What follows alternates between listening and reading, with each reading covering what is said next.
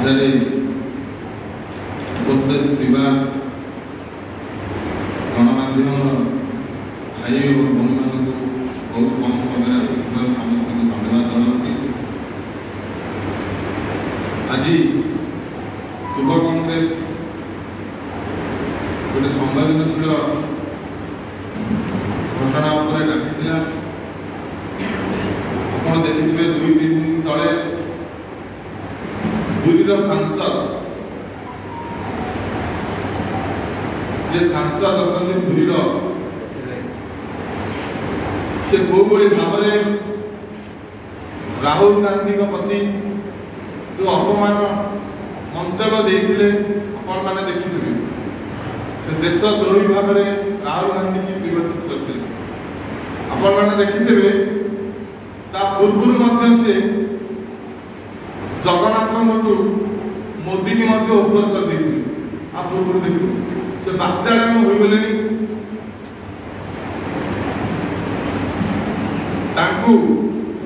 युव कांग्रेस जेते देवाक चाहे जो राहुल गांधी ना तुम कहूच से देश बलिदान जो भली भाव में अवदान अच्छी परिवार समस्ते जानी एवं बीजेपी ब्रिटिश संगे जो भली भाव में इंग्रेज मान सागर सालिश होता आपने जानी जो बलिदान देती राहुल गांधी परिवार प्रति जो भाव में अपमान कथा कहते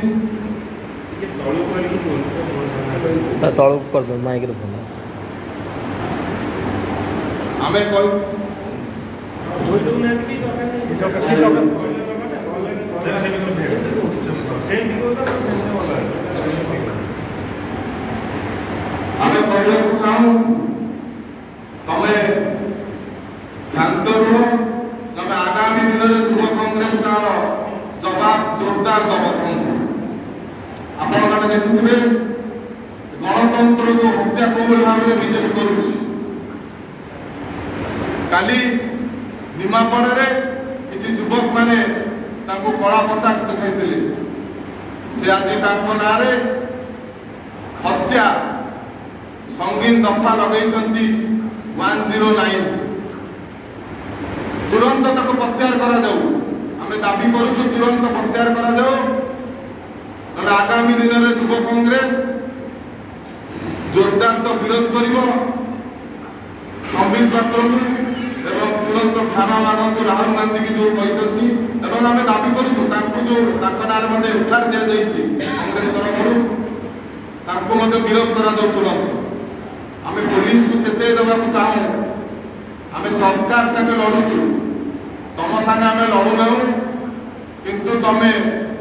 बीजेपी गुलाम होगी लड़ुनि आज बीजेपी अच्छी काली कि नथिबो पूरा सरकार जो चाटुकारिता होती पुलिस माने आम दाबी करुचु तुरंत प्रत्याहार हूँ एवं जो पिला ना युव कांग्रेस साथी मान ना एफआईआर 109 तुरंत प्रत्याहार करूँ आगामी दिन में जोरदार आंदोलन हम एवं संबित पात्र जोरदार जवाब दि जाए मुझे अनुरोध करी पूर्वतन छात्र कांग्रेस सभापति एवं भुवनेश्वर